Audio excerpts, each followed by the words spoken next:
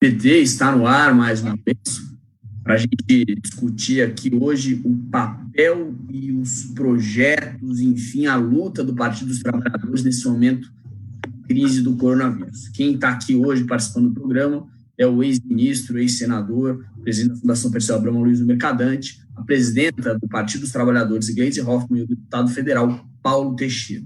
Bom, acho que a gente pode começar falando a situação hoje de manhã, às 11 da manhã, eu anunciei que eram 2.989 casos e 77 mortes. Agora são 3.417 casos confirmados no Brasil e 92 mortes. E há suspeita de que esse número de casos seja, né? E, claro, já são mais de 500 mil casos no mundo e mais de 25 mil mortes também no mundo. Qual é a avaliação que pode se fazer nesse momento, sendo que a gente vê o mundo inteiro se confinando, quem tinha saído do confinamento teve que voltar atrás admitindo o erro, e o governo federal brasileiro justamente querendo afrouxar o isolamento social? Por favor, enfim, presidente, a senhora quiser começar, o Mercadante, fique à vontade. Boa noite, Pedro, boa noite, Mercadante, Paulo Teixeira, e a todos que estão nos acompanhando na TV PT, saudar nossa militância, muito bom estar com vocês aqui, até para a gente fazer esse debate e passar algumas informações. Nós não temos bola de cristal, Pedro, do que vai acontecer, se aqui vai ter um impacto imenso ou não vai ter um impacto imenso. O que nós podemos fazer é avaliar o que está acontecendo em outros países. E o que está acontecendo em outros países nos mostra que a doença é crescente, que os impactos são grandes, que as mortes são grandes. E países que não tomaram medidas com antecedência estão pagando um preço alto. O caso da Itália, por exemplo, na cidade de Milão, foi feita uma campanha em fevereiro, igual à campanha que Bolsonaro lançou aqui ontem. O Brasil não pode parar, para manter comércio aberto, para manter as coisas funcionando. O que nós vemos na Itália é uma tragédia, cerca de 900 mortes, quase 1.000 mortes por dia. Então, o que nós temos que fazer? Somos responsáveis, né, por conduzir o processo da gestão pública brasileira, e principalmente o governo nesse sentido, é pegar esses exemplos e aqui adotar medidas com antecedência para evitar essa tragédia. Ou seja, as pessoas têm que parar, têm que ter quarentena. A economia não tem que parar, mas para isso as pessoas não têm que morrer. Então, nós temos que equilibrar as coisas. O governo tem que colocar dinheiro na economia, pagar salários, colocar seguro emergencial, como nós aprovamos ontem na Câmara dos Deputados, garantir renda para as pessoas e garantir que elas se protejam do vírus e da desgraça que está por vir. Então, a única coisa que nós temos que nos basear é com a experiência mundial. Os países que enfrentaram isso de forma séria e responsável, vide a China, que está conseguindo conter, e os países que não fizeram isso. A Itália, agora os Estados Unidos, que começa a ter uma exponencial de casos. Então, nós temos conhecimento já no mundo. Cabe ao Brasil se antecipar. Nossa principal questão aqui é salvar as vidas humanas, é salvar as pessoas. Né? E salvar as pessoas exige também salvar a economia, que é dar renda às pessoas, dar garantia para as pessoas ficarem em quarentena. A quarentena não pode ser um privilégio de classe. A classe alta, a classe média fica e os pobres não ficam, vão trabalhar e aí vai ter uma disseminação do vírus. Nós nem começamos ainda com a disseminação comunitária que outros países já estão vivendo. Então, é uma situação muito preocupante e a gente fica muito mais preocupado e estarrecido, inclusive, com as atitudes que o governo está tomando. Fazer uma campanha para as pessoas voltarem aos seus postos de trabalho, voltarem às ruas, é muita irresponsabilidade, sem apresentar uma alternativa sequer na questão da renda para as pessoas se protegerem.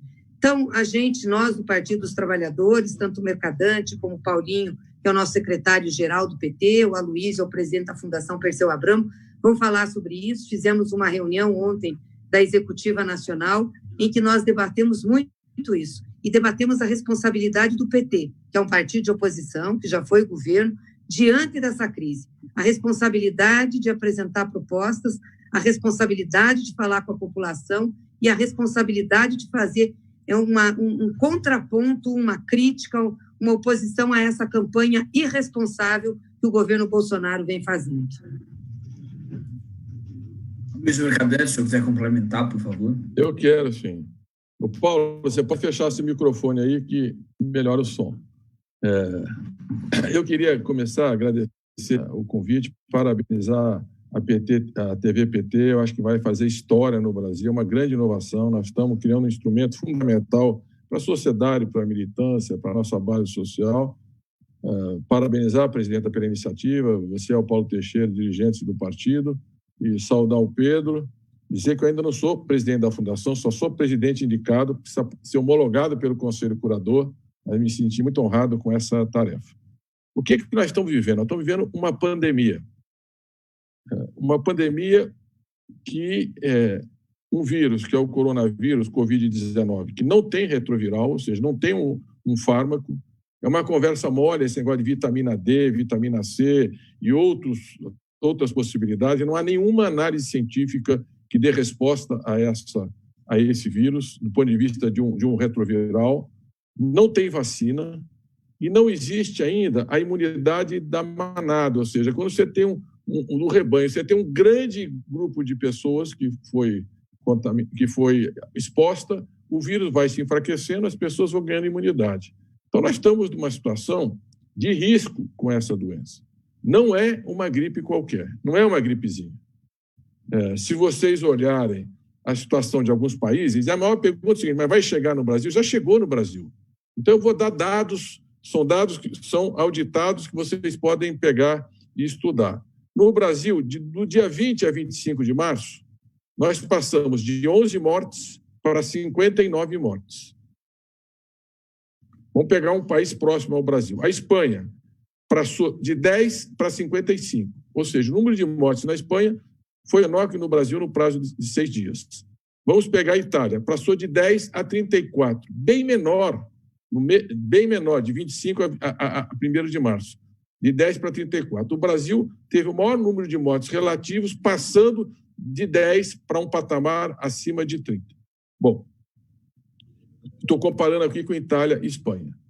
Se você olhar os dados de agora, na última semana, no meu estado de São Paulo, os mortos cresceram 209%. Você tem que olhar a taxa para ver para onde nós estamos indo. Então, nós estamos com 68 mortos no estado de São Paulo, ainda em bairros de classe média e de renda alta. Esse vírus veio de avião. No passado, na gripe espanhola, que é uma situação semelhante, veio de navio. O navio da Marere parou em Recife, parou em Salvador e no Rio. Em um mês, o país estava todo contaminado pela gripe espanhola, pela influenza. Inclusive, o presidente da República morreu em novembro. Foi em setembro que começou a epidemia.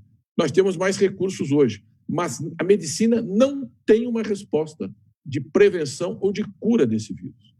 Por isso que a única saída é o isolamento social, é você evitar uma contaminação da população.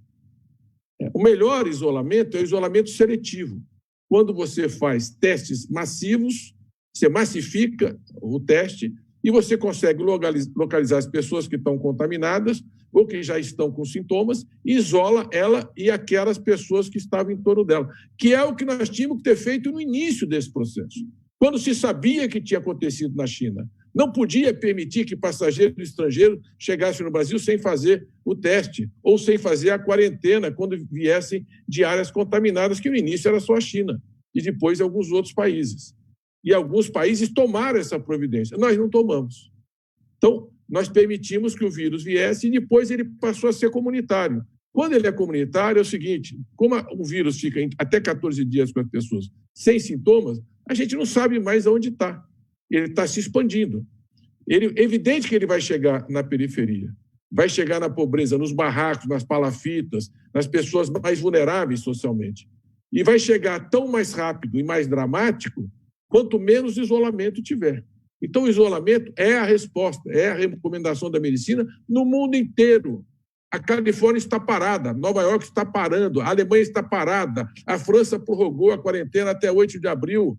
A Itália, que brincou, o seu prefeito de Madrid, que fez uma campanha como essa, hoje está contando caixão e está faltando máquina de calcular. É uma tragédia, porque Milão é o epicentro da Lombardia e da crise na Itália. Uma tragédia histórica, a irresponsabilidade que eles tiveram. Então, essa é a resposta que nós temos. É evidente que nós não queríamos uma quarentena generalizada, especialmente onde estão os focos. É o caso, por exemplo, da Grande São Paulo. Nós não queríamos isso, mas foi a falta de governo, a falta de prevenção que nos levou a isso. Bom, o que é a discussão do partido hoje?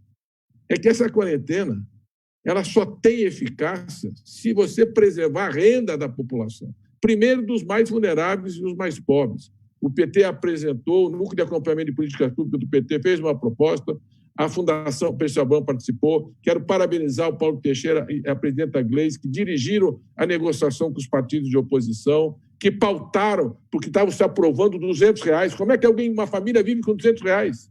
Como é que vai sobreviver de casa? Então, nós conseguimos, pelo menos agora, R$600, pode ser R$1.200. A presidenta depois podia explicar os detalhes da proposta, ou o Paulo Teixeira, que está lá no parlamento, e se for mãe de família, R$1.200. Então, você criou... Só que tem que chegar na ponta, a cobrança agora, porque eles não fazem nada, eles não tomam atitude. E o próximo passo é defender as empresas e o emprego. Crédito, isenção tributária, deferimento de impostos, defender a empresa e o emprego. E até segunda-feira, o PT vai apresentar, a presidenta está coordenando esse trabalho, nós vamos apresentar um conjunto de propostas para manter o emprego das pessoas na crise e para manter as empresas, para ajudar as empresas, especialmente micro, pequenas e médias empresas. É com a atitude do governo, como outros países estão fazendo, que você salva a vida das pessoas. Agora, colocar essa dicotomia, ou é a sua vida, ou é a fome, ou é o desespero, é de uma brutalidade absurda. Eles fazem carreata de carro. Quero ver fazer passeata dizendo que tem que trabalhar. E eu vi a passeata de Piracicaba, presidente, diz assim, não é recomendado para pessoas na faixa de risco e não pode sair do carro. E quer que as pessoas, que os trabalhadores, vão para a fábrica, começam a... Como vai trabalhar? Como é que você pode fazer isso? Então, você precisa da quarentena nesse momento e precisa apoiar a população, as empresas a defender o emprego, especialmente os mais vulneráveis. Se há hoje uma política de renda, um seguro social para os mais pobres, se deve ao Partido dos Trabalhadores e à unidade da oposição dos 6 partidos. Foi isso que levou a amenizar essa tragédia que está em andamento desse governo terraplanista sanitário, que não reconhece a ciência, a medicina, o esforço da Organização Mundial de Saúde, da ONU, de todas as nações mais desenvolvidas do planeta. É isso que é o Bolsonaro, é um terraplanista sanitário. Deputado Paulo Teixeira, qual é a avaliação que o senhor faz dessa nossa realidade absurda?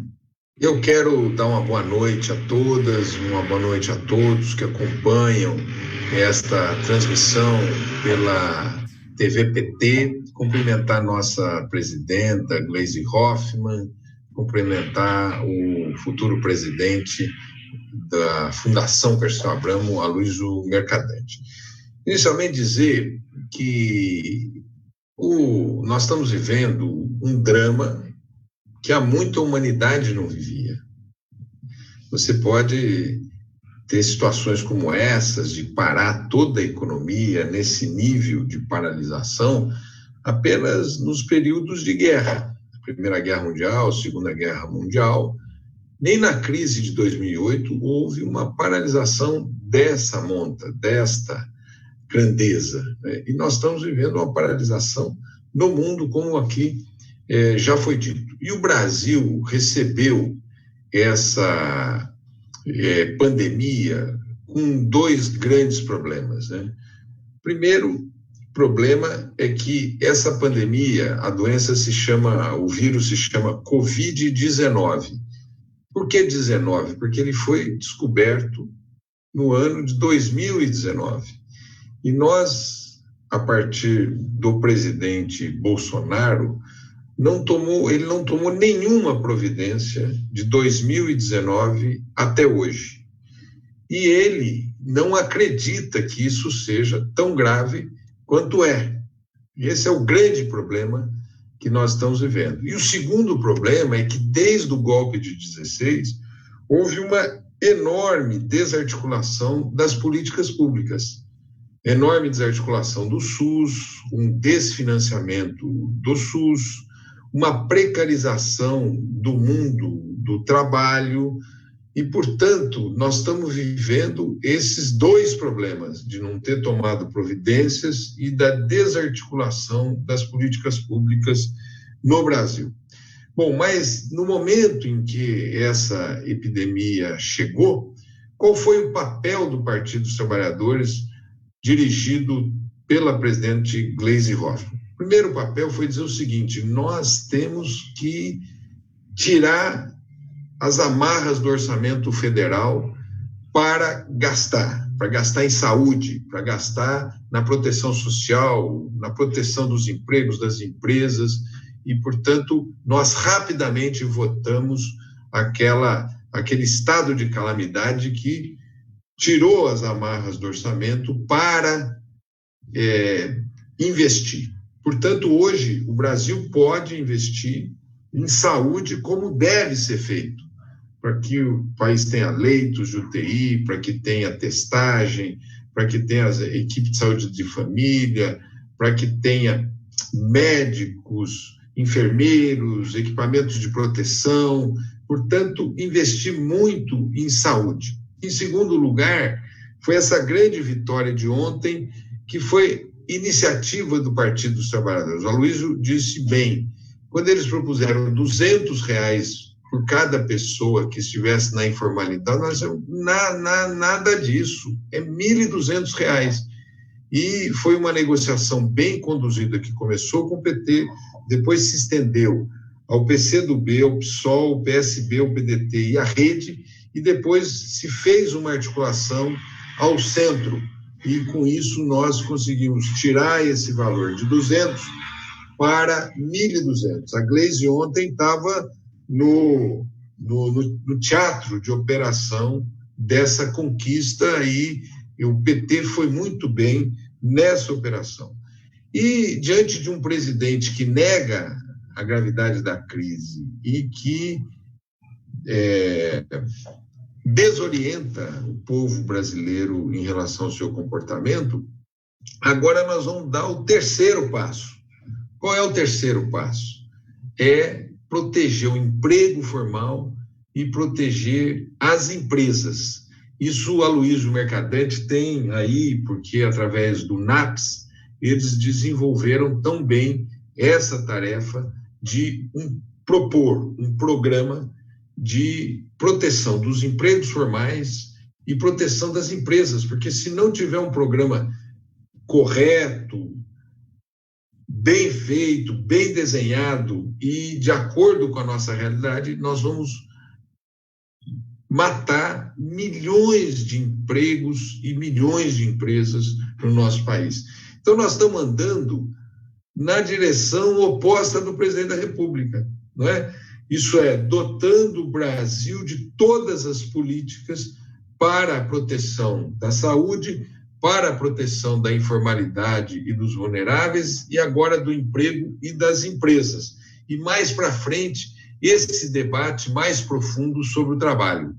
Portanto, o que o PT está fazendo, sob a coordenação de Gleisi Hoffmann, sob a coordenação dos nossos líderes Enio Verri, Rogério Carvalho no Senado, Enio Verri na Câmara e o líder da minoria, José Guimarães, é coordenando um processo para dizer o seguinte: o avião está sem piloto, então nós estamos tendo que fazer da Câmara Federal, do Senado Federal e provocando o Supremo Tribunal Federal e os nossos governadores e prefeitos para dar, para colocar o feito à ordem, né?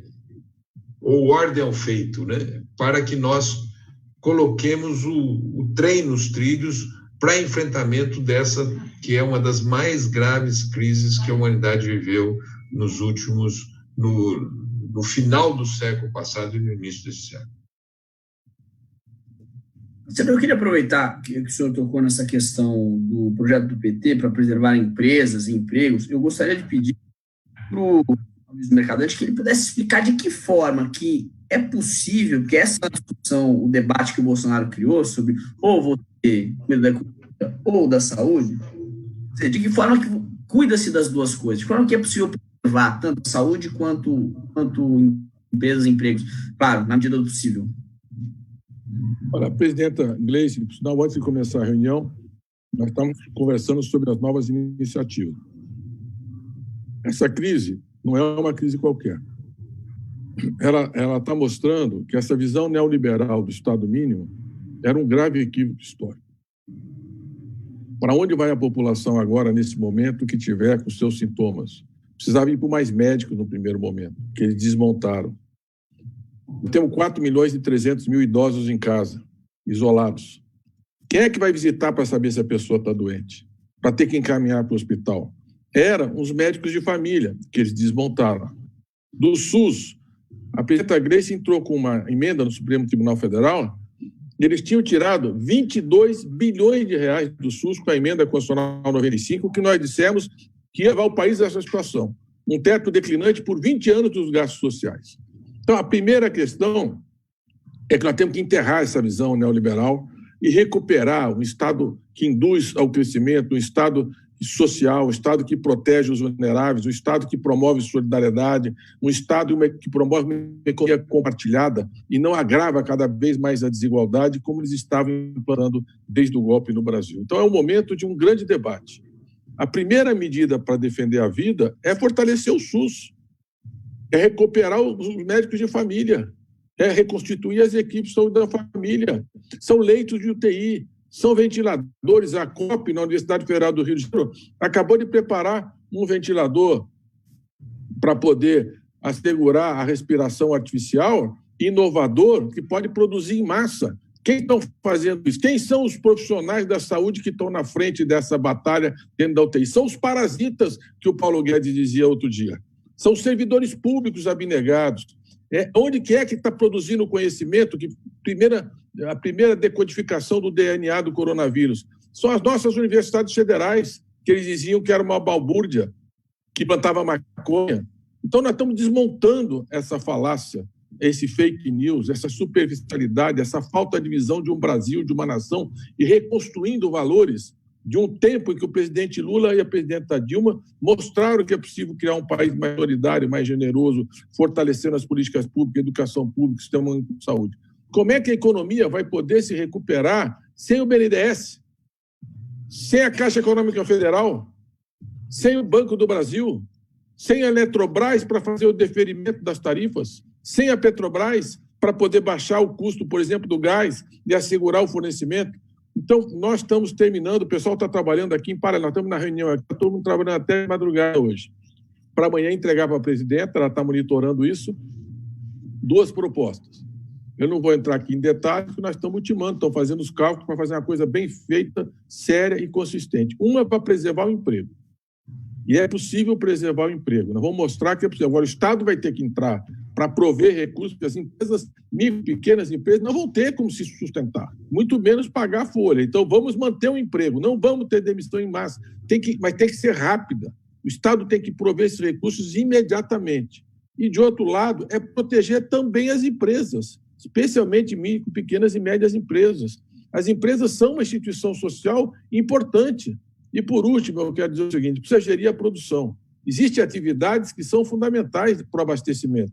Alimentação, saúde, logística. Você tem que organizar, não é essa coisa de um isolamento hierárquico que é só as pessoas em risco. Isso é uma carnificina, isso é uma loucura. Nós vamos agravar a crise da saúde pública. Nós temos que ter uma hierarquia na produção, ver quais são as empresas de manutenção, como é que você pode fazer atividades, não permitir aglomeração, você organizar, porque a sociedade precisa se abastecer. Nós precisamos ter produção. A crise do álcool gel é só a ponta do iceberg. Agora, onde está o ministro da Fazenda? Hoje mesmo anunciaram algumas medidas, que é uma coisa pífia, 40 bilhões de crédito, não vai resolver absolutamente nada. Está falando de uma crise muito maior. No começo dessa crise, ele queria aprovar aquelas emendas dele de corte de gasto. Ele não tem noção.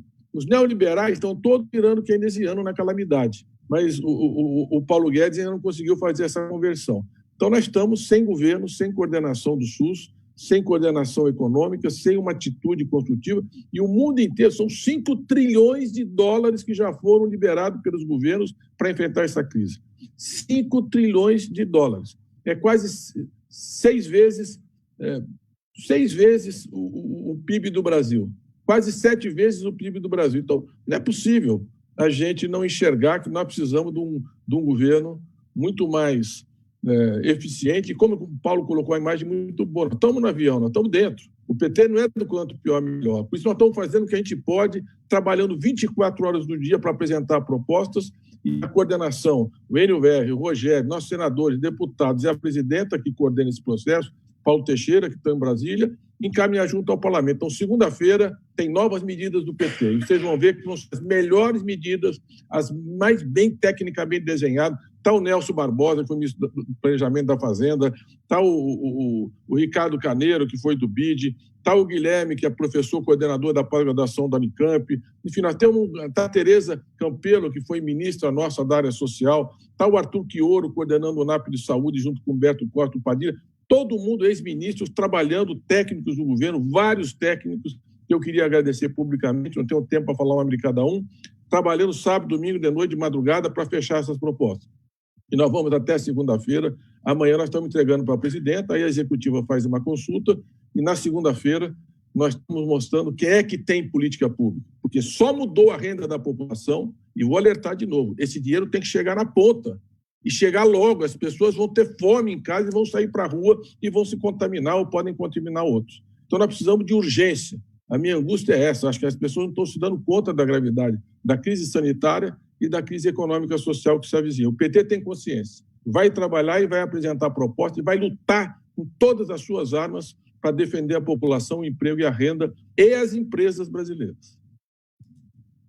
Certo. Presidente Aglês, como está sendo no Congresso negociar junto dos outros partidos para colocar essa agenda em andamento, né, essa agenda propositiva do Partido dos Trabalhadores e que vem dar uma esperança de proteção para a sociedade num momento como esse, em que, enfim, o governo federal prega um caminho contrário. Eu acabei de ver aqui que o governo admitiu que não tem estudo que embase a teoria do isolamento vertical.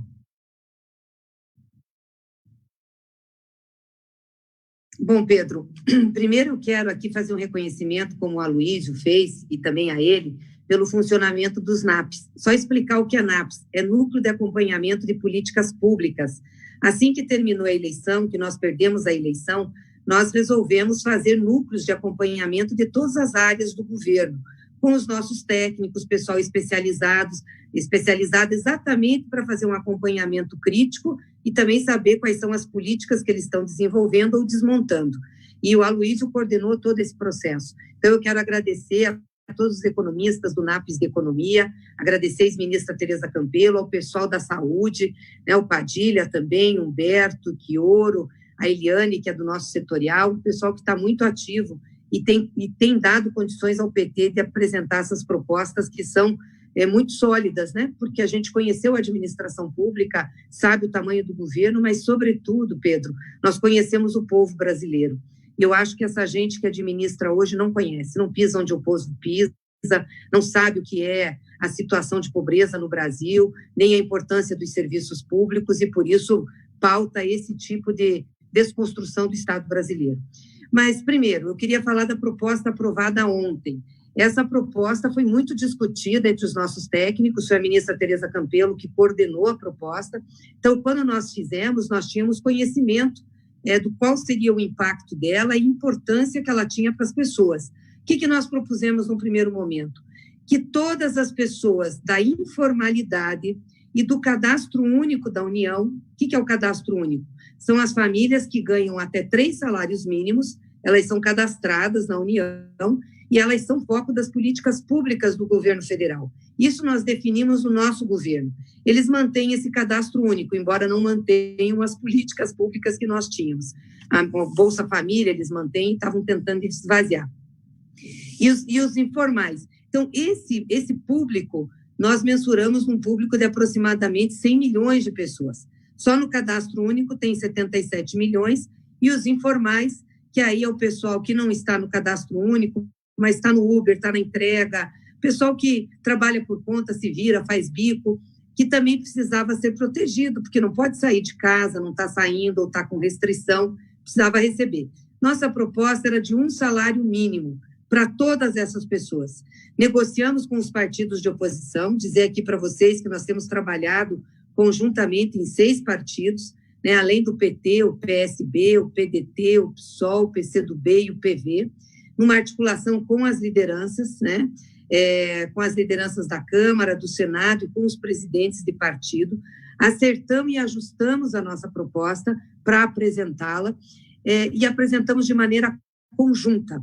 Quando nós apresentamos, foi para realmente se contrapor aos R$200 que o governo queria dar. R$200, você vai no mercado, não compra nada. O mínimo que uma pessoa precisa ter, e já está no nome, é o salário mínimo, né, que dá um pouco de dignidade, que dá a cesta básica completa para a sobrevivência de uma família. E aí, quando nós apresentamos isso ao Congresso, teve uma negociação com os outros partidos. Você sabe que lá nem todos pensam de uma maneira como a gente pensa, ainda tem muita gente com a cabeça fiscalista, achando que a gente tem que fazer cálculos no orçamento. Nós aprovamos o decreto de urgência exatamente para tirar cálculo de orçamento. Numa situação de urgência, como o Brasil está, nós podemos fazer créditos orçamentários do tamanho que nós quisermos fazer, porque é uma situação de urgência. Então, nós podemos gastar. Se precisar aumentar a dívida, nós vamos aumentar, ela não é problema. Aliás, o problema no Brasil sempre foi a inflação. Nós não corremos o risco de ter inflação, nós estamos numa deflação, as pessoas estão sem renda, o Brasil já estava praticamente estagnado. Então, nós acordamos e tentamos convencer todos os pares a que fizesse isso. Na primeira proposta, foi uma proposta de R$500, nós dissemos que não aceitávamos, aí eles aumentaram para ser R$1.000, contando 2 pessoas por família, e também para mãe de família, arrimo de família, chefe de família, que tem filhos menores. Nós estávamos costurando isso, o governo viu que a gente estava avançando e veio com a proposta de fazer R$600 para todos. Não fazer 2 parcelas para a família com 2 adultos que estivessem no cadastro único ou na informalidade, e nem para uma mãe de família. Nós aproveitamos nessa articulação e dissemos, tudo bem, topamos os 600, desde que vá 2 cotas por família e que a mãe de família, a mulher que trabalha e cria seus filhos menores sozinhos, receba desde o início R$1.200. E aí os partidos do centro, da direita, toparam fazer. Nós já estávamos numa longa discussão, isso já era quase 8 horas da noite, toparam fazer e nós fechamos com a proposta. E achamos que conseguimos avançar nela, porque, então, a pessoa que é sozinha ganharia R$600. A família que tem 2 pessoas que são responsáveis pelo sustento, cada uma ganharia uma cota de R$600, que dá R$1.200. Nós achamos que a maioria das famílias se enquadram aí. E as mães, isso acho que foi a melhor coisa que nós conseguimos tirar da proposta. As mães, as chefes de família, aquelas mulheres sozinhas, solteiras, separadas, que não têm companheiro, que criam sozinhos seus filhos, ganharão desde o início R$1.200.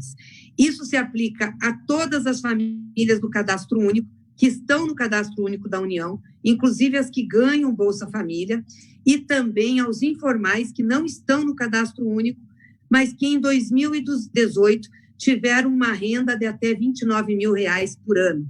Essas pessoas podem fazer uma declaração e vão se inscrever no programa para ter direito a esse programa.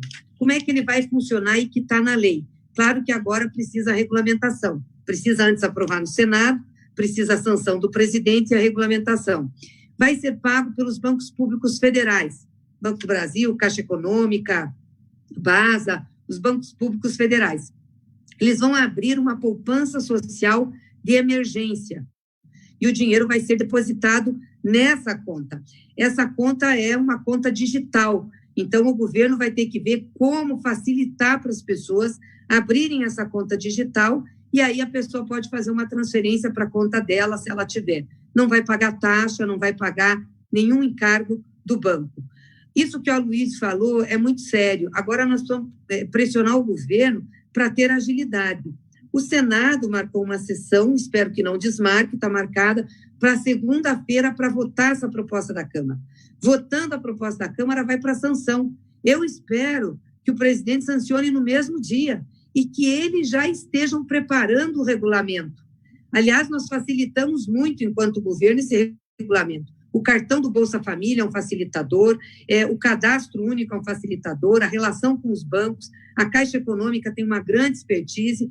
Então, se realmente eles são responsáveis, eles já vão estar com a regulamentação de como fazer isso no dia da sanção.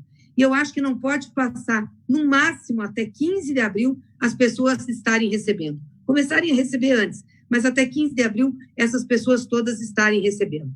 Não tem problema com o dinheiro da União, nós podemos abrir os créditos, foi autorizado pelo estado de urgência, e isso vai ajudar muito as pessoas a enfrentarem essa situação.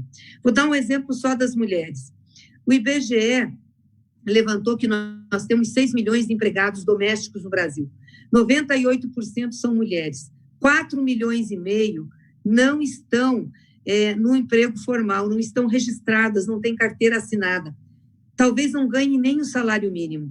Essas pessoas ou estão ainda trabalhando por pedido das famílias, ou mais ou menos, ou não estão trabalhando. Então, como que uma mulher dessa sustenta a sua família? É um drama isso. As pessoas vão ficar sem ter o que pôr de comer em casa, comida, né? E eu espero, sinceramente, que o governo não esteja apostando nesse drama, porque do jeito que funciona a cabeça do Bolsonaro, é bem possível que ele esteja apostando num drama social, num caos social, para exatamente querer propor uma lei de garantia de ordem, entendeu? Propor um fechamento de regime para ele poder tomar as coordenadas. Nós temos que ficar de olho nisso. O Congresso Nacional tem essa preocupação. Ontem nós discutimos sobre isso. Nós vamos ver qual é a agilidade que ele vai ter para implementar esse programa, que é fundamental. E o outro é o que o Aloysio falou, e que ontem nós discutimos na reunião da executiva, e que o Paulo Teixeira coordenou. A reunião é de fazer um programa para empresas e para os empregados. A Inglaterra está pagando 80% dos empregados privados. O governo agora lançou um programa que a gente não entende bem. É um crédito para as empresas emprestarem, para elas pagarem.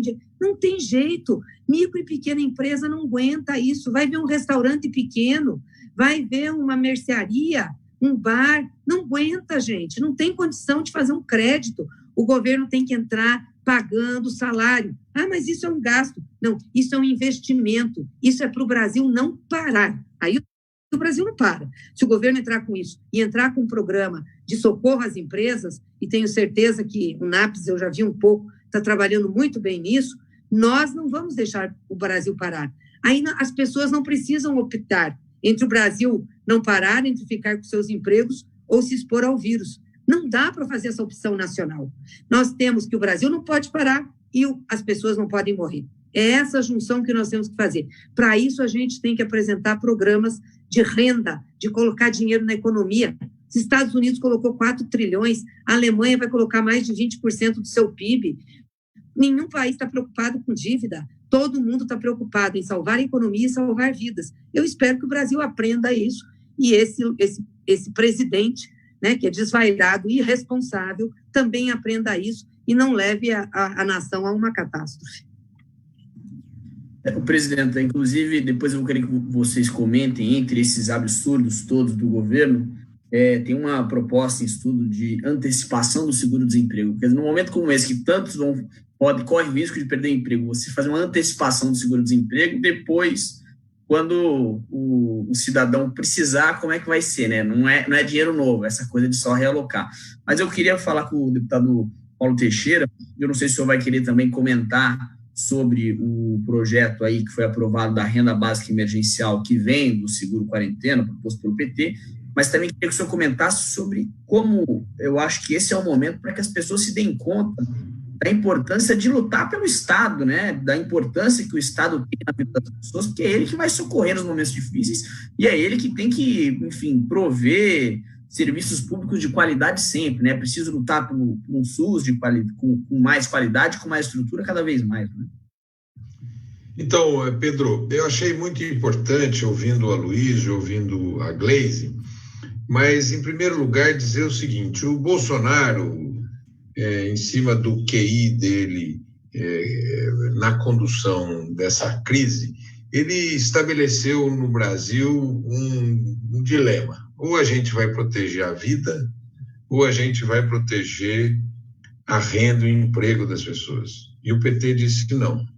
Nós vamos proteger a vida, nós vamos proteger a informalidade, nós vamos proteger o emprego e nós vamos proteger as empresas brasileiras. Então, a equação dele era uma equação muito limitada. E, na medida em que ele não fez propostas, porque diz que da onde você menos espera é de onde nada vem. Ele não fez propostas, ia ter uma grande crise social se não tivesse propostas à altura da crise, não é? E ele, então, ofertou aqueles R$200. Aqueles R$200 era um cenário de saque. As pessoas iam ficar dentro das suas casas, iam passar necessidades muito grandes, ou já estão passando necessidades muito fortes, e esse seria um cenário de saque. Eu tenho conversado com algumas pessoas da periferia, uma pessoa lá em Guaianazes, a auxiliadora, me disse que a vizinha bateu de manhã, uma senhora idosa, pedindo para ela comprar o pão, né? Portanto, as pessoas já estão vivendo necessidade. E assim, o que foi aprovado ontem, e eu quero parabenizar o PT, toda a esquerda, e essa negociação que envolveu o centro político e segmentos da direita, pelo resultado, porque esse resultado pode evitar uma convulsão social. As pessoas vão ter como se alimentar, vão ter como se segurar diante desta necessidade de ter o isolamento, né? E a implementação é como foi dito pela Gleisi, a implementação é fácil, porque nós temos já a Caixa Econômica Federal, que conhece dessa implementação, tem o Banco do Brasil, tem o Banco do Nordeste, tem o BASA, e, ao mesmo tempo, a lei previu quem estaria dentro dos critérios e tirou qualquer burocracia. Ninguém precisa ficar levando documento, é autodeclaratório. Como é o imposto de renda? A gente declara o imposto de renda e depois eles vão checar se está certo, mas já resolve o problema e eles já recebem essa renda. Então, foi muito importante. A Gleisi falou uma coisa que eu quero repassar. O Bolsonaro, como eles vêm de uma política ultraliberal, eles não têm proposta para essa crise, o cenário que eles desenharam é de uma convulsão. E é por isso que o primeiro estudo que o Bolsonaro fez foi do estado de sítio. Ele pediu um estudo jurídico para a implantação do estado de sítio. E a OAB já disse o seguinte: de jeito nenhum, nós não aceitamos suprimir liberdades por falta de políticas públicas. Vamos prover políticas públicas. E o outro aspecto que foi importante é que o que ele propôs para os trabalhadores formais? Ele propôs aos trabalhadores formais a suspensão do seu contrato de trabalho e a suspensão dos salários. Isso foi uma grita tão grande, e essa grita chegou ao Supremo, chegou à Câmara, chegou ao Senado, e ele, em menos de 24 horas, suspendeu essa proposta. Mas a proposta da medida provisória 927 é cruel com a classe trabalhadora. Nós temos que exigir a devolução e continuar esse debate da sua constitucionalidade. E aí vem o PT de novo, e hoje, Gleisi, eu participei ali da reunião com o PCdoB, com o PDT, com o PSB, com o PSOL, com a Rede, e, de novo, a oposição vai fazer e levar essa proposta de proteção do emprego e de proteção das empresas. Hoje de manhã eu tive a oportunidade, Aloysio, de fazer uma live com a Tereza Campelo, né? E ela adiantou a ideia: ninguém demite ninguém, né? Quer dizer, essa é a máxima do nosso programa: ninguém demite ninguém. Vamos ajudar os trabalhadores, né? E ajudar as empresas, porque você tem mecanismo de pagar parte desses salários, as empresas complementarem, dar crédito barato, retirar pagamento de taxas e impostos, para que as empresas enfrentem esse processo, né? E, por último, essa forma de dizer o seguinte: o conjunto da população esse conjunto da população vai ficar no isolamento e definir claramente aquelas atividades econômicas que precisam ser desenvolvidas para evitar falta de produto nas prateleiras, falta de serviços essenciais que precisam ser oferecidos para a população. Por isso que eu quero dizer, Pedro, que a questão que você colocou é uma questão fundamental neste momento. Isto é, contra essa grande mentira, esse lenga-lenga, essa ideologia que levou essa humanidade a esse caos, né? Que é a ideologia do Estado mínimo, da solução pela via do mercado, da mão que estará por trás, que o mercado vai resolver as questões principais da sociedade. Agora isso tudo caiu água abaixo. Quem que está dando a solução para a questão da saúde? O Sistema Único de Saúde. Quem está dando a proteção aos informais? O Estado brasileiro, a partir dessa lei que foi aprovada ontem. Quem que vai dar a solução para os empregos formais e para as empresas? O Estado. E quem vai definir as tarefas essenciais? Igualmente, o Estado.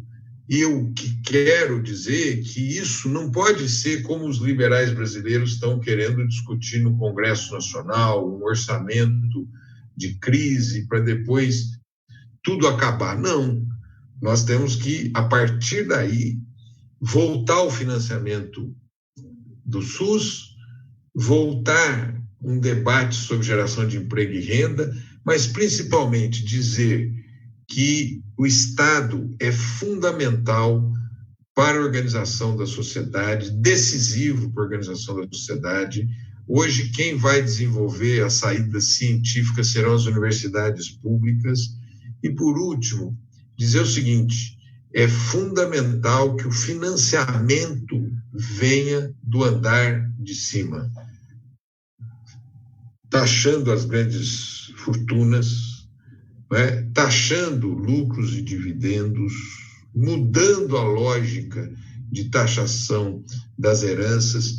Portanto, é fundamental hoje dizer o seguinte: esse período anterior do neoliberalismo foi um período em que os pobres foram sobretaxados e os ricos saíram da malha da taxação. O que nós temos agora é que inverter essa lógica, fazer com que os pobres sejam isentos e os ricos paguem impostos mais proporcionais às suas rendas e aos seus patrimônios. Eu acho que esse debate tem que começar já e o Partido dos Trabalhadores também deve, em breve, encaminhá-lo.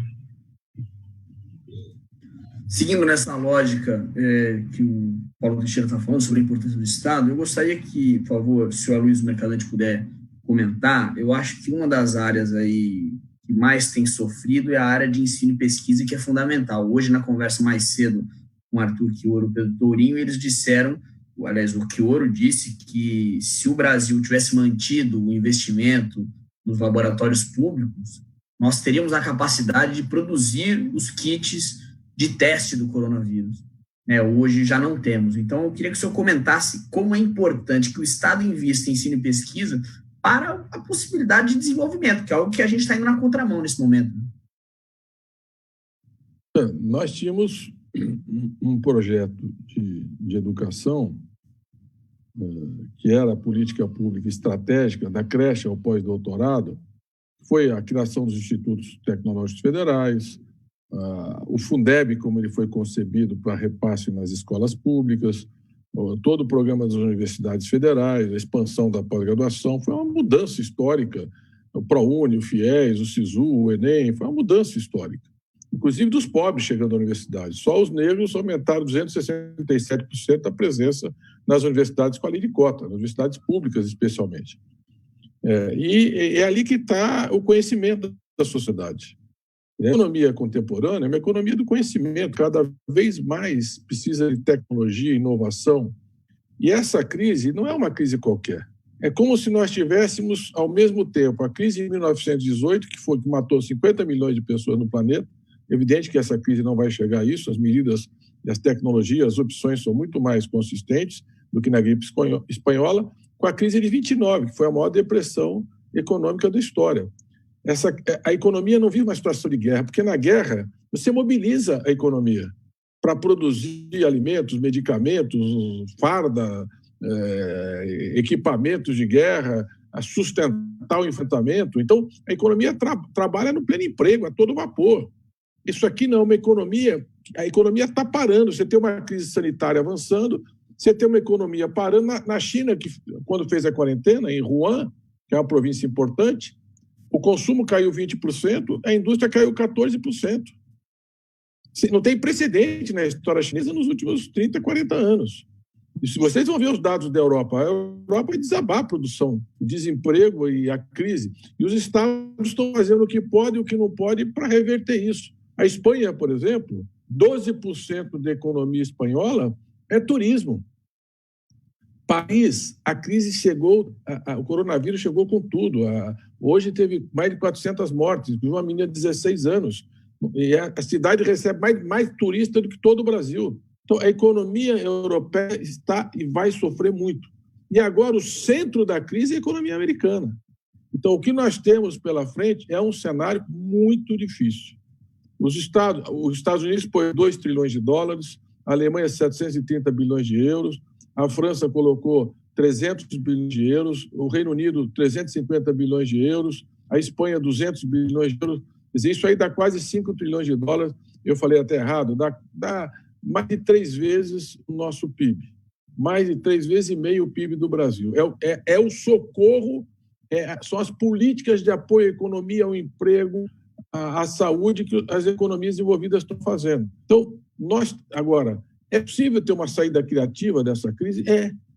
Em 1929, nós deixamos o modelo primário exportador em 4 séculos e o Brasil se industrializou. Não adiantava mais exportar café para comprar produtos industrializados. Em 1934, a nossa economia era predominantemente industrial. Então, a crise é perigo e oportunidade. Nós temos a chance de construir uma coisa diferente. Agora, vamos ter que trazer uma agenda nova, o fim dos paraísos fiscais. Não pode mais ter essa financiarização irresponsável da economia. Desse jeito, eles já quebraram o mundo mais de uma vez e depois endividam o Estado para sustentar o lucro financeiro dessas empresas. Nós temos que repensar o modelo de desenvolvimento. E tem que ser uma economia mais solidária, mais compartilhada, com mais cuidado das pessoas, menos desigualdade, menos concentração de renda e de riqueza. E por isso o PT é o grande protagonista dessa mudança. Está sendo na crise e será no futuro. O PT vai emergir desse processo como uma grande referência histórica para propor e dirigir uma transformação que é inevitável na economia brasileira e acho que na economia mundial. Então, nós temos que nos preparar, nossa militância, nossos dirigentes, para produzir muitas propostas, muita política pública, muita articulação, porque a direita não tem o que dizer. Termina assim, em 1989, diziam que a queda do Muro de Berlim caiu na cabeça da esquerda. Não de toda a esquerda. Caiu uma parte da esquerda, a queda do muro. Aquela que acreditava naquele projeto. O PT se revitalizou. Nós fomos para o segundo turno da eleição presidencial e depois ganhamos 4 eleições presidenciais sucessivas. E se não fosse tudo o que aconteceu no Brasil, nós tínhamos também com o Fernando Haddad vencido aqui. Agora, essa crise caiu na cabeça da direita, dos neoliberais, do neoliberalismo, da financiarização da economia. Então, nós precisamos recuperar a capacidade de pesquisa, ciência e tecnologia, mas para construir um outro mundo, com outros valores e numa outra direção. E o grande sujeito histórico nessa transformação é esse partido cheio de cicatrizes, mas com uma vitalidade, uma capacidade de renovação fantástica, que é o Partido dos Trabalhadores. E está aí o dia de hoje. Eu estou participando pela primeira vez de uma experiência que será histórica. Parabéns à direção do PT pela TV PT, que eu acho que vai fazer história no Brasil. Nossa, presidente, eu queria ouvir da senhora, quer dizer, nesse momento é fundamental que a gente diga para as pessoas que é preciso defender o SUS, defender os serviços públicos e ignorar o governo federal, o presidente da República, não é isso? Temos que defender o Estado, sim, Pedro, é o que a Luiz estava falando, porque quando a coisa aperta é o Estado que socorre, é o Sistema Único de Saúde que eles tentaram sucatear que socorre, né? Hoje nós estamos sem médicos suficientes na rede, o Bolsonaro escorraçou os médicos cubanos daqui, e aí a gente pôde assistir que a Itália recebeu de braços abertos em aplausos os médicos cubanos, né? A gente está sem o Mais Médicos, que foi criado, nós estamos com as farmácias populares muito fragilizadas, ou seja, todos os programas que foram criados para sustentar o SUS, para ajudar, estão sendo desmontados, porque na cabeça dessa gente as coisas têm que ser privadas. Né? O que é o neoliberalismo? O neoliberalismo trata o Estado como uma empresa. Então, você deixa de ter governante para ter gestor, e você deixa de ter política pública para ter serviço. Então, serviço você pode privatizar. Essa é a cabeça deles. Tudo pode ser pago, inclusive na saúde. Eles já queriam que os planos de saúde entrassem no lugar do SUS. Vai ver agora se plano de saúde vai bancar enfrentamento ao coronavírus. Vai ver agora se o privado vai bancar. Vai bancar, não. Quem vai bancar vai ser o SUS, são as universidades que vão ajudar, são os médicos e enfermeiros e enfermeiras, os agentes de saúde que estão no Sistema Único de Saúde. A população vai ver a importância que tem esses profissionais e o Estado está articulado dessa forma. Então, nós do PT sempre acreditamos nisso, sempre acreditamos num Estado forte, um Estado forte que possa socorrer o povo, que possa ajudar, principalmente num país com a desigualdade do Brasil. Pedro, 70% das pessoas no Brasil ganham até 2 salários mínimos. A maioria da população vive uma situação difícil. Então, como que nós vamos fazer uma política neoliberal de vender tudo, de entregar tudo? Isso é a cabeça maluca do Paulo Guedes. Então, com tudo que nós estamos vivendo, o Estado brasileiro vai se fortalecer e vai mostrar a importância que tem as políticas públicas para a maioria do povo. E o PT vai estar onde sempre teve, ao lado do povo brasileiro. Ontem foi feito um bom debate na Comissão Executiva Nacional. Eu não pude participar de toda a Comissão Executiva, porque eu estou em Brasília, então eu fui presencialmente na Câmara, mas o Paulo Teixeira, que é o nosso secretário-geral, coordenou o debate. Eu acho que é importante ele falar um pouquinho sobre a visão política do PT desse momento. Na oposição a Bolsonaro, o que achamos dele e como nós queremos e como nós vemos a condução desse processo. Nós avaliamos que Bolsonaro é o vírus do Brasil, né? Lutamos o quanto nós pudemos para que ele não fosse eleito presidente da República. Depois que ele se elegeu, nós ajuizamos várias ações, mostrando a forma fraudulenta como ele fez campanha. E fizemos e estamos fazendo sempre uma oposição permanente e sistemática, porque Bolsonaro significa a destruição do Estado brasileiro. Ele disse isso, eu vim para destruir. E agora, nessa condução da crise, está se mostrando inepto, incapaz, não tem capacidade de coordenar e de dirigir o Brasil. É claro que nós não queremos Bolsonaro governando. Agora, a primeira tarefa que nós temos, a tarefa mais importante que esse partido tem, partido fundado na luta de homens e mulheres que sempre acreditaram numa sociedade diferente, é cuidar do povo pobre brasileiro. O povo que sempre foi o nosso objetivo de luta. É propor para o Brasil políticas que possam ser implementadas agora, que possam mudar a vida das pessoas, protegê-las. Porque pode ver, Pedro, se não fôssemos nós a estar junto com os partidos de esquerda, propor essas propostas, né, para a proteção dos mais pobres, agora do emprego, também das empresas, quem é que estaria propondo? Bolsonaro não, porque eles estão malucos. O Guedes é errático, vai para um lado e para o outro, não sabe o que fazer. E mesmo os conservadores no Congresso Nacional, eles não têm essa cabeça. A cabeça deles é outra, é fiscalista. Então, no primeiro momento que a gente leva a nossa proposta, eles levam um susto. Não, mas isso não pode, é muito caro. Aí você tem que mostrar para ele que nós estamos no estado de urgência, que se o Estado brasileiro não socorrer, a coisa vai perecer. Ou seja, eles vão sendo convencidos, né, pelos argumentos e pela experiência que nós tivemos como governo. Então, veja a responsabilidade que nós temos, Pedro, com as pessoas nesse país. As pessoas estão olhando para nós, esperando proposta.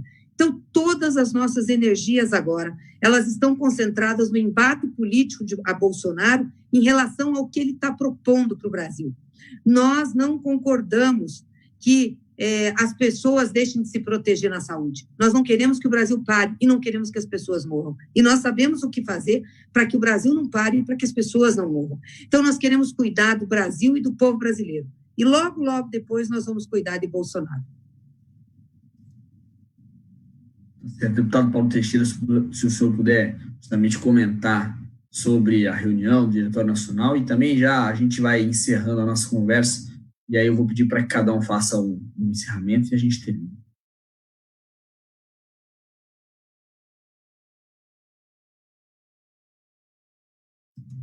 Deputado, o microfone do senhor está fechado.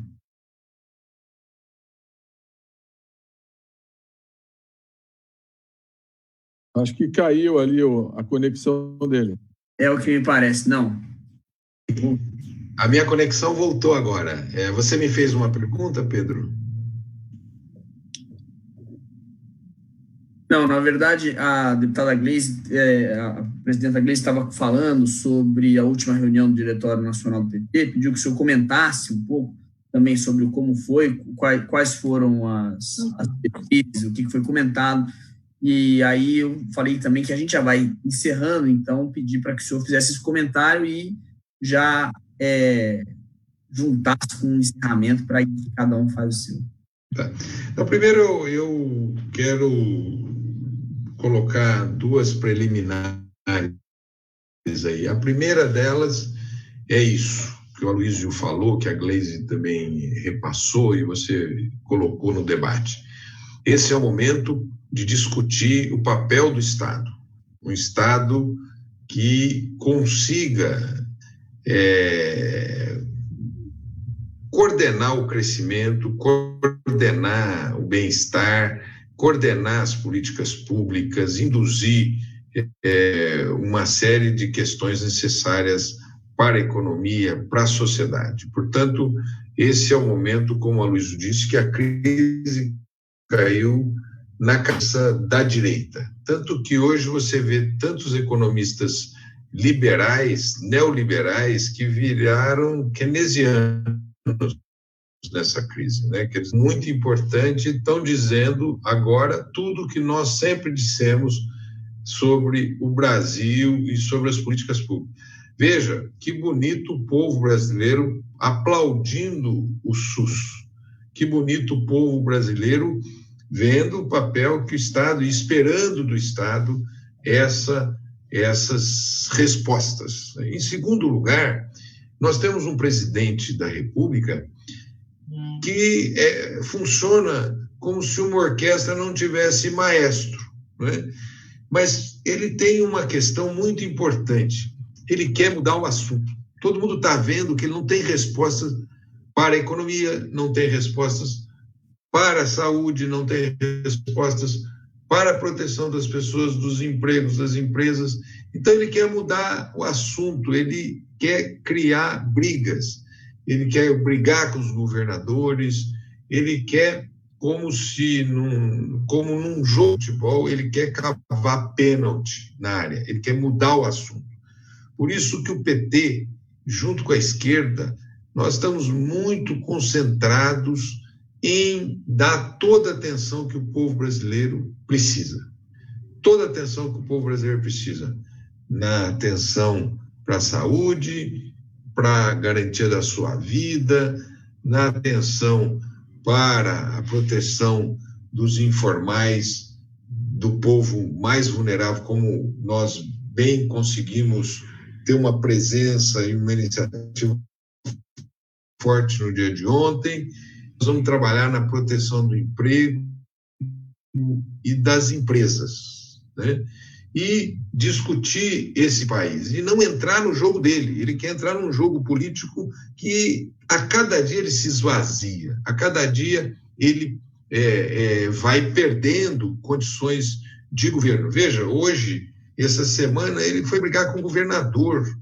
Eu aproveito aqui, Gleisi e Aloysio, para elogiar os nossos governadores, né? Em particular, eu quero elogiar o papel que o Camilo, do Ceará, que a Wellington, do Piauí, a Fátima Bezerra, do Rio Grande do Norte, e o Rui Costa, na Bahia, estão tendo nessa crise, mostrando que são governos muito articulados, que estão articulando a sociedade. Vejam, ontem o Rui Costa participou da reunião da executiva e ele disse: a projeção da doença na Bahia era de um número. Nós hoje não chegamos à metade do número projetado. Portanto, foram as políticas que eles adotaram. E aí também temos que colocar o papel que o nosso amigo Flávio Dino, no Maranhão, os governadores, como o governador do Pernambuco, enfim, estão tendo no Nordeste. O Nordeste está dando um exemplo, está dando um baile, né?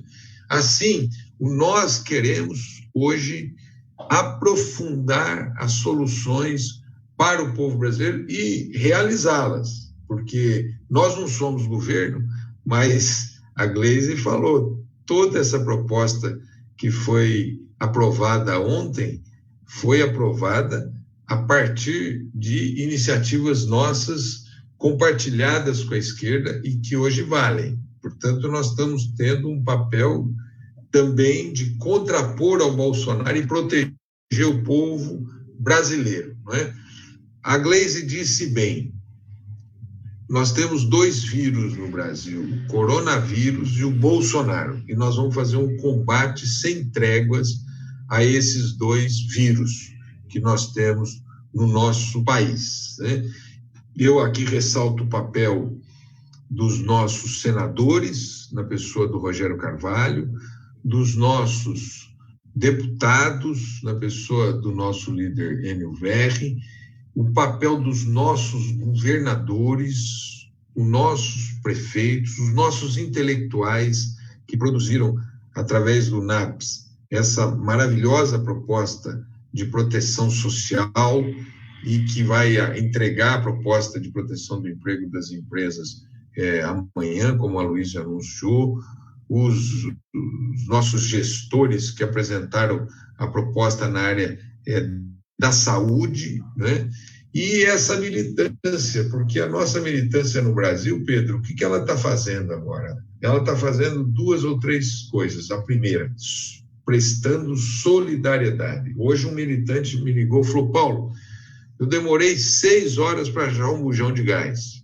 Aloísio, 6 horas para achar um bujão de gás para uma senhora de 70 anos que não tinha bujão de gás.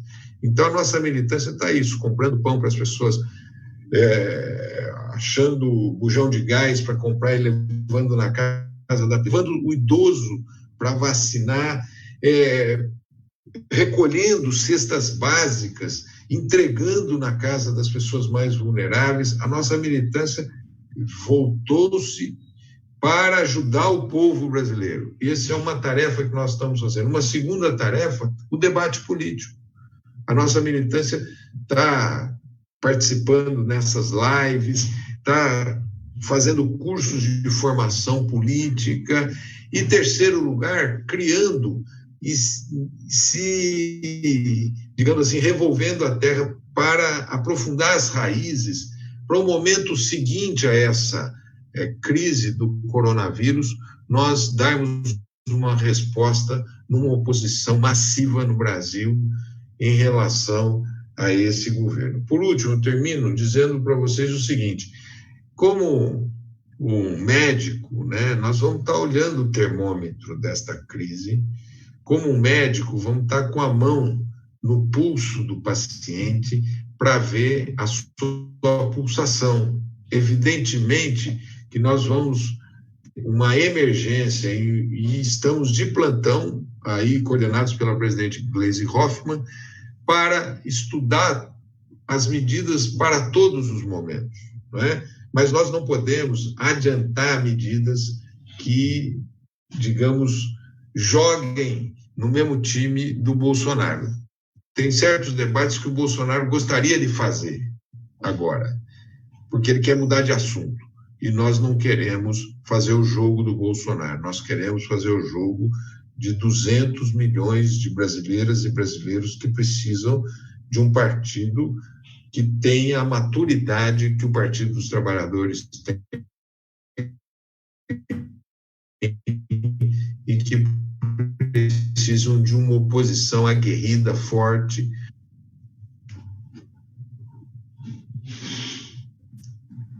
Bom, Eu agradeço, vou pedir que, por favor, a Luiz Mercadante dê sua mensagem final, depois a Gleise, e aí a gente faz o encerramento.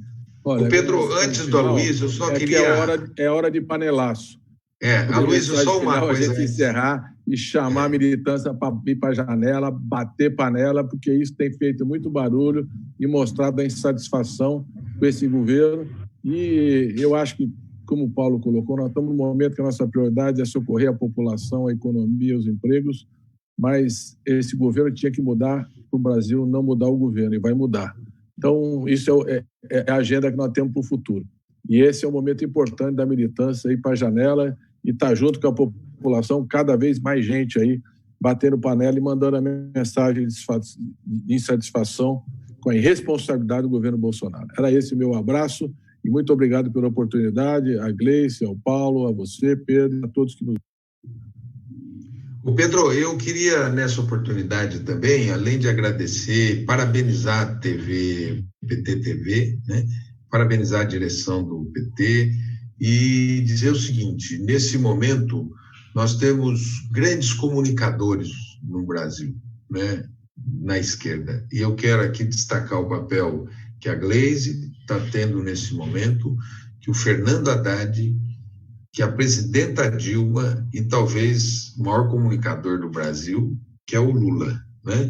E certamente nós vamos ampliar essas vozes para que o Brasil agora nos escute mais. Se você for assistir o Jornal Nacional agora, nenhum economista de esquerda vai falar lá, nenhuma liderança de esquerda vai falar lá. E é por isso que eu conclamo a nossa militância a fortalecer a TV PT para que a gente possa ser maior que a Globo. Um abraço para vocês e muito obrigado. Uma boa noite a todas e todos. Uma boa noite, Gleise. Prazer participar com você. Uma boa noite, Aloysio. E prazer, Pedro, de participar do meu primeiro programa na TV PT. Boa noite, gente. Boa noite, Aloysio. Boa noite, Paulinho. Boa noite, Pedro, a todos que estão nos ouvindo. E agora não é mais ocupem as ruas ou ocupem a Wall Street, como teve o movimento, né? Ocupem as janelas. As janelas vão ser, sim, os nossos espaços, seja de protesto, seja de apoio, seja de ajuda, é onde nós vamos estar. Agradecer a nossa militância, que tem sido muito solidária. Hoje eu tive uma conversa com as mulheres. As nossas mulheres estão fazendo redes para poderem proteger mulheres vítimas de violência, que têm crescido nesse momento de quarentena, têm se colocado à disposição, têm atendido. Acho que isso é muito legal, né? Essa questão de ajudar nas compras, a questão de dar informações, ou seja, a nossa militância está ajudando o povo e é isso que nós precisamos fazer, ajudar a todos. Então, um grande abraço, gente, vamos junto para essa luta, militância na internet, militância nas janelas, solidariedade ao povo, uma grande corrente de solidariedade. E parabéns aí também a toda a direção do PT, em especial a nossa Secretaria de Comunicação, nosso companheiro Gilmar Tato, que está na coordenação desse processo, e a TV PT. Vai ser um sucesso, não tenho dúvidas nenhuma, vai crescer na programação e vai ser um instrumento de informação e de formação para a nossa militância, para os nossos filiados e filiadas. Grande abraço a todos. Certo. Muito obrigado a todos, muito obrigado a quem ficou nos assistindo. E só lembrando, na segunda-feira, às 11 da manhã, a gente tem uma conversa nesse mesmo formato sobre informalidade, sobre os informais na crise do coronavírus, e à noite sobre as cidades e os governos estaduais do PT no Nordeste. Muito obrigado.